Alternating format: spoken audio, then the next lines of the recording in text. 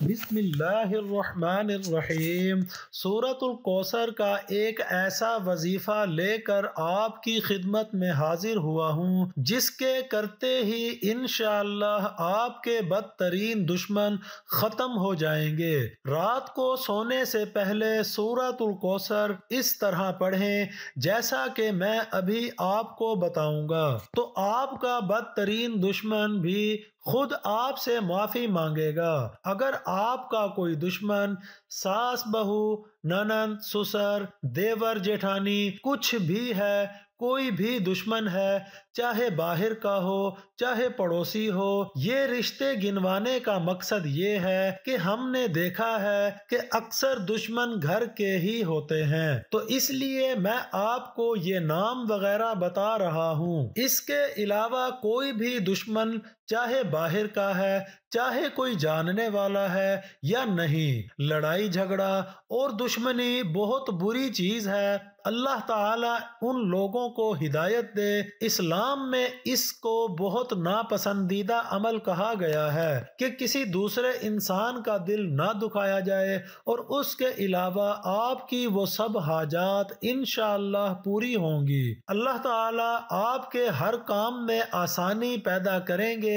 یہ جو عمل، جو وظیفہ میں آپ کو بتانے جا رہا ہوں، یہ قرآن سے لیا گیا ہے۔ اللہ تعالیٰ نے کہا ہے کہ یہ کلام میری طرف سے ہے اور ہم ہی اس کے نگہبان ہیں۔ نگہبان سے مراد یہ ہے کہ جب سے یہ آپ صلی اللہ علیہ وآلہ وسلم پر یہ کتاب نازل ہوئی ہے، تب سے اب تک اس میں کوئی تبدیلی نہیں ہوئی۔ اللہ تعالیٰ کا کلام برحق ہے۔ اسی سے آپ کو سورۃ الکوثر کا ترجمہ بھی بتاؤں گا جس میں تفصیل ہوگی۔ انشاءاللہ آپ کریں گے، آپ کا دشمن آپ سے خود معافی مانگے گا اور دوبارہ جھگڑا نہیں کرے گا۔ ہر کام میں آسانی ہوگی، آپ کی زندگی خوشحال ہو جائے گی۔ جب انسان کے دشمن نہیں ہوتے، انسان کی زندگی تب ہی خوشحال ہوتی ہے۔ دشمنی جب ہوتی ہے، انسان پوری سوچ، پورا ذہن لگا کر اس سوچ میں گم ہوتا ہے کہ فلاں نے میرے بارے میں کیا کہہ دیا، کہ فلاں نے میرے بارے میں کیا کہہ دیا، کیا ہونے والا ہے۔ انسان ڈپریشن کا شکار بھی رہتا ہے، بہت سے مسائل جنم لیتے ہیں۔ تو اللہ تعالیٰ ان لوگوں کو ہدایت دے جو فضول کی دشمنیاں پالتے ہیں۔ مختصر یہ کہ جو آج میں آپ کو عمل بتانے جا رہا ہوں، انشاءاللہ یہ عمل کریں گے، آپ کا بدترین دشمن بھی آپ سے خود معافی مانگے گا اور دوبارہ انشاءاللہ آپ سے جھگڑا نہیں کرے گا۔ تو عمل کا طریقہ کار میں آپ کو بتا دیتا ہوں، اچھی طرح آپ جان لیں تاکہ کوئی غلطی نہ ہو، کیونکہ ناظرین اکثر لوگ ویڈیو کو آگے کر کر کے دیکھتے ہیں، پھر اس طرح عمل صحیح اثر نہیں کرتا۔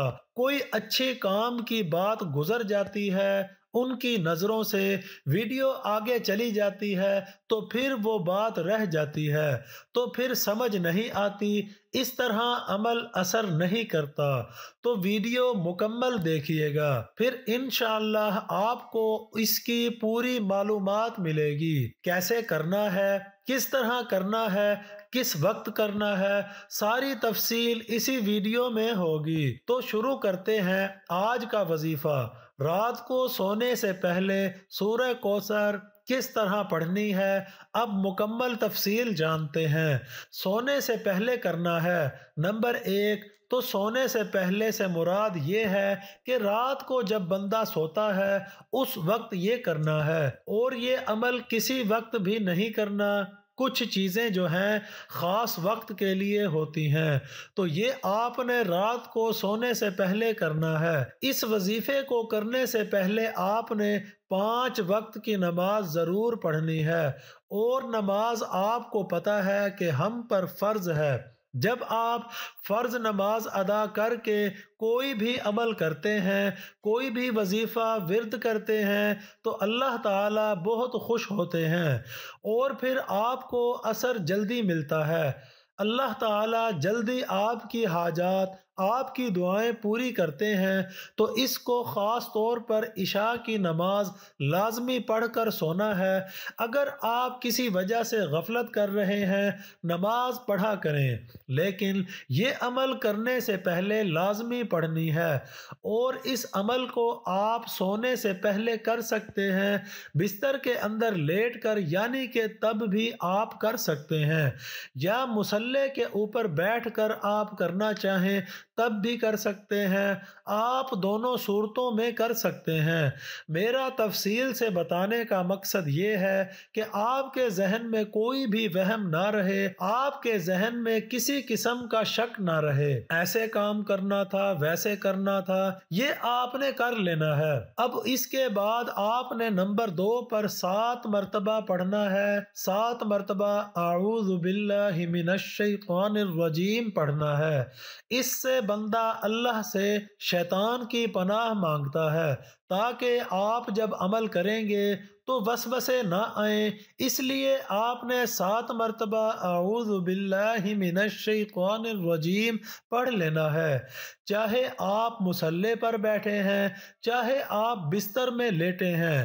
شیطان کی اللہ تعالیٰ سے پناہ مانگ لینی ہے تاکہ آپ عمل کریں گے تو کوئی وسوسے یا برے خیالات شیطان نہ ڈالے آپ کے ذہن میں۔ اول آخر درود شریف پڑھنا ہے، آپ نے نماز والا درود شریف پڑھنا ہے۔ اول آخر سے مراد یہ ہے کہ آپ نے ایک بار عمل جب شروع کرنا ہے اور ایک بار جب عمل ختم ہو جائے گا، وہ عمل ابھی آپ کو میں بتاتا ہوں۔ اول آخر ایک ایک مرتبہ درود شریف پڑھنا ہے، ایک مرتبہ میں ادھر لکھ بھی دیتا ہوں، ایک مرتبہ درود شریف پڑھنا ہے۔ یہ خاص چیز جو سمجھنے والی ہے یہ ضرور سمجھیں۔ سورہ کوثر پڑھنی کس طرح ہے؟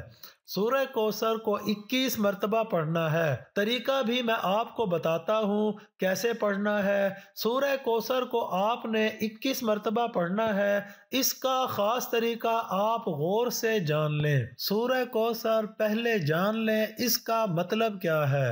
انا اعطیناک الکوثر فصل لربک وانحر ان شانئک ھو الابتر، بے شک ہم نے آپ کو کوثر دیا، پس اپنے رب کے لیے نماز پڑھیے اور قربانی کیجیے۔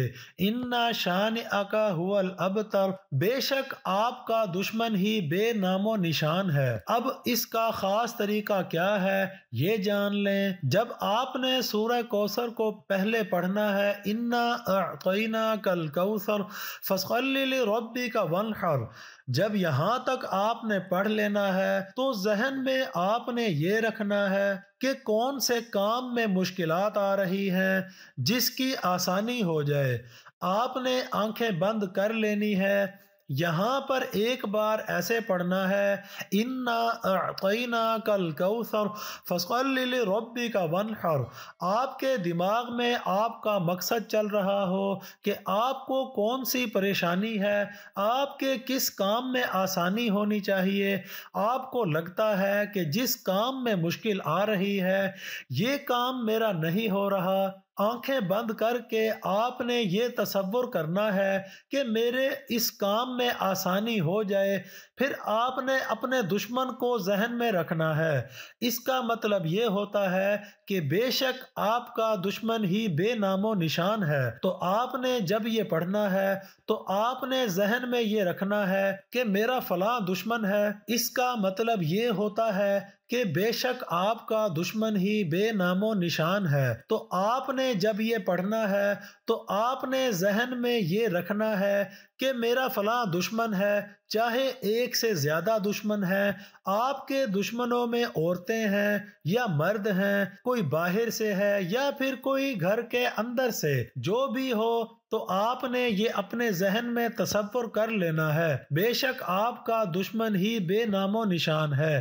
یہ جب آپ نے کلمات پڑھنے ہیں تو آپ نے یہ ذہن میں رکھنا ہے کہ میرا دشمن جو ہے ابھی میرے سامنے بیٹھا ہے، ایسے ہی سامنے تصور کر کے کہ یہ میرا دشمن ہے تو آپ نے 7 بار پھونک مار دینی ہے۔ اب ایک بار یہ عمل ہو گیا، ایسے ہی آپ نے یہ عمل 21 بار کرنا ہے۔ اب آپ نے جان لیا ہوگا کہ جب آپ نے پڑھنا ہے اِنَّا أَعْطَيْنَاكَ الْكَوْثَرَ فَصَلِّ لِرَبِّكَ وَانْحَرْ، آپ نے ایسے انگلیوں کے اوپر کر لینا ہے، ایسے آپ نے ایک بار کر لینا ہے۔ تو جب آپ نے اِنَّا أَعْطَيْنَاكَ الْكَوْثَرَ پڑھنا ہے تو آپ نے آنکھیں بند کر لینی ہیں۔ تو اس میں آپ نے یہ تصور کرنا ہے کہ میری جو مشکلات ہیں وہ آسان ہو جائیں، اور پھر جب آپ نے پڑھنا ہے تو دشمن کو ذہن میں رکھنا ہے۔ جب آپ یہ پڑھ لیں گے تو پھر آپ دشمن کا تصور کر کے 7 بار پھونک مار دیں گے۔ ایسے آپ نے تصور کرنا ہے کہ میرے سامنے بیٹھا ہے، دشمن چاہے 1 2 یا زیادہ جتنے بھی ہوں، تو آپ نے یہ تصور کر کے پھونک مار دینی ہے۔ اسی طرح آپ نے یہ عمل 21 بار کرنا ہے۔ انشاءاللہ آپ کا دشمن آپ سے خود معافی مانگے گا، اور اس کے بعد یہ کر کے آپ نے پھر درود شریف پڑھنا ہے۔ آخر میں درود شریف پڑھ کر پھر اللہ تعالی سے خاص دعا بھی کرنی ہے۔ دعا آپ اگر بستر پر لیٹے ہیں تو دل میں کر لیجئے، اگر مصلی پر بیٹھ کر یہ عمل کر رہے ہیں مصلی پر ہاتھ اٹھا کر بھی کر سکتے ہیں، یا اگر چاہیں تو بستر میں بھی ہاتھ اٹھا سکتے ہیں، یعنی کہ لیٹے ہوئے بھی آپ ہاتھ اٹھا کر دعا کر سکتے ہیں۔ اللہ تعالیٰ دلوں کے حال جانتا ہے، آپ نے اخلاص اور نیت کے ساتھ کرنا ہے۔ جب آپ اخلاص اور نیت کے ساتھ کرتے ہیں تو آپ چاہے کہیں بھی بیٹھ کر اللہ کی بات کریں، اللہ تعالیٰ اس کو قبول فرماتے ہیں۔ کسی بھی مقصد کے لیے آپ کام کرتے ہیں انشاءاللہ وہ پورا ہوتا ہے۔ اور اس عمل کو ناظرین آپ نے 2 دن کرنا ہے۔ اگر کوئی زیادہ کرنا چاہے تو 4 دن کرے، 6 دن کرے، 8 دن کرے۔ آپ نے یہ عمل راتوں میں کرنا ہے۔ تو یہ آپ نے اچھے طریقے سے جان لیا ہے کہ کس طرح آپ نے کرنا ہے۔